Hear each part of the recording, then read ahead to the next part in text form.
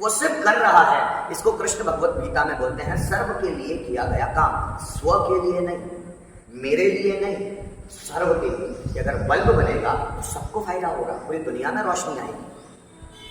अगर मैं कोई काम करूंगा तो उससे दुनिया में उसका एडवांटेज मिले। जैसे Einstein equal to MC square, Newton, प्रत्येक क्रिया की एक बराबर और विपरीत प्रतिक्रिया होती है। इस नियम से पूरी दुनिया को फायदा होगा, मुझे होना हो। जब व्यक्ति सर्वहित में कुछ काम करता है तो उसके पास एनर्जी का भंडार होता है। जैसे कृष्ण के पास एनर्जी का भंडार है क्योंकि वो अपने लिए कुछ करते ही नहीं। हनुमान जी के पास एनर्जी का भंडार है, वो थकते ही नहीं क्योंकि वो सर्वहित में कर रहे हैं, अपने लिए पर्सनल कुछ भी नहीं कर रहे।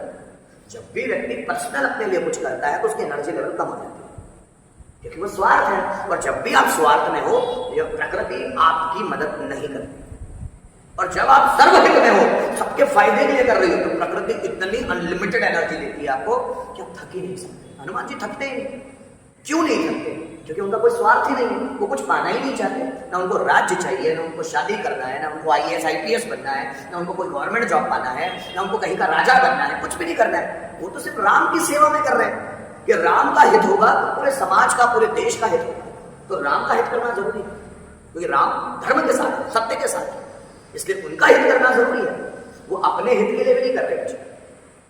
तो उस व्यक्ति में अनलिमिटेड एनर्जी है। तो ऐसा व्यक्ति वो खुद ईश्वर है, उसको ईश्वर की शरण में जाना नहीं पड़ता। लेकिन व्यक्ति अपनी इच्छाओं से इतना करता है, इतना करता है, इतना करता है, इतना करता है कि वो थक जाता है। फिर लास्ट में, एंडिंग में, बुढ़ापे में क्या करता है? मंदिर मस्जिद गुरुद्वारा घूमते बैठता है।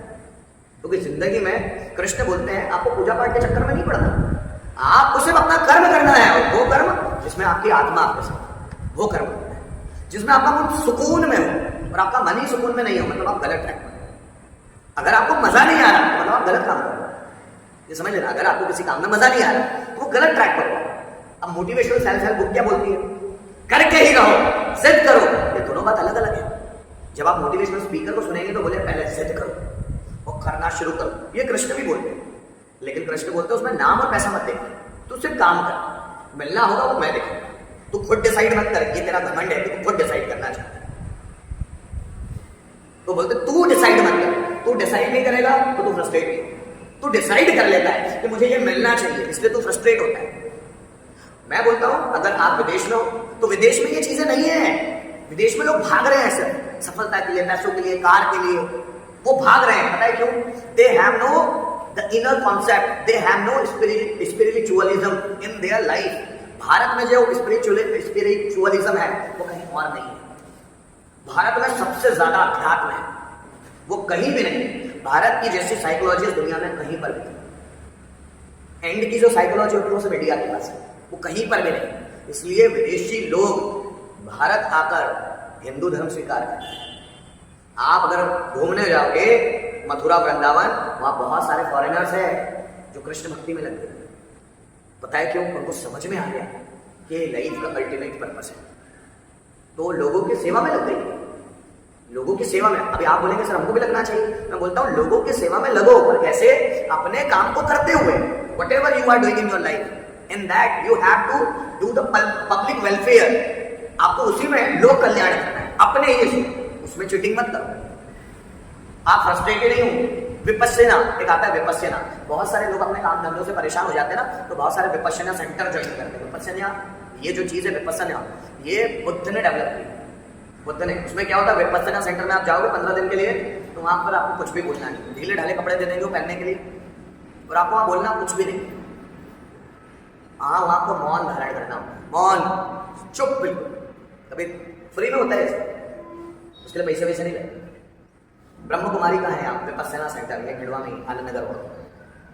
15 दिन के लिए बिल्कुल शांत रहना है, सिर्फ शांत, कुछ भी बोलना भी नहीं। आप देखो आपका दिमाग किस स्तर पे पहुंच जाए।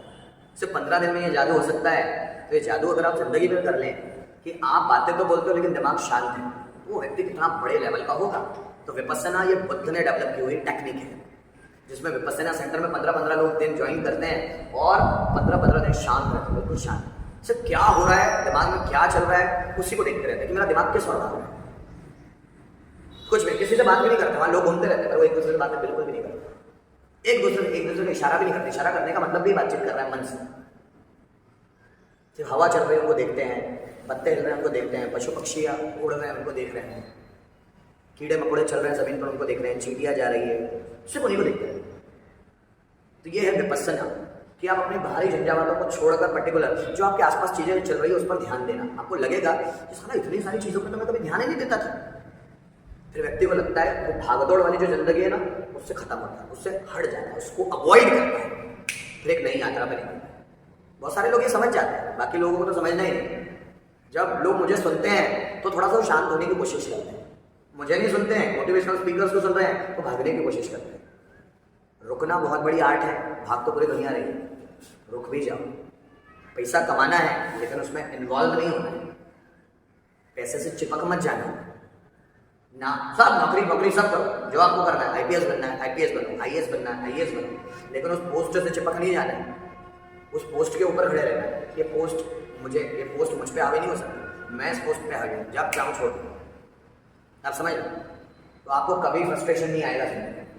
वो लोग ये ध्यान साधना प्रार्थना ये क्यों करते हैं? वो फ्रस्ट्रेट हो जाते हैं ना, जिंदगी से फ्रस्ट्रेट हो जाते हैं, निराश हो जाते हैं। इतना मैंने पाया, बाद में वही बीवी मेरी नहीं जिसके लिए मैंने किया, वही बीवी मुझे ताने मार रही, वही बच्चे मेरे साथ नहीं जिनके लिए मैंने बहुत किया, वही बच्चे मेरे साथ नहीं।